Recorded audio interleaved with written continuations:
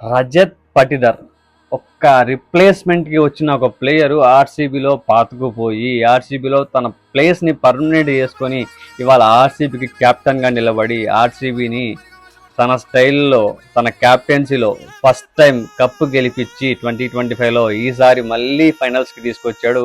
Is one of the good captains, great captains in IPL అని చెప్పాలి.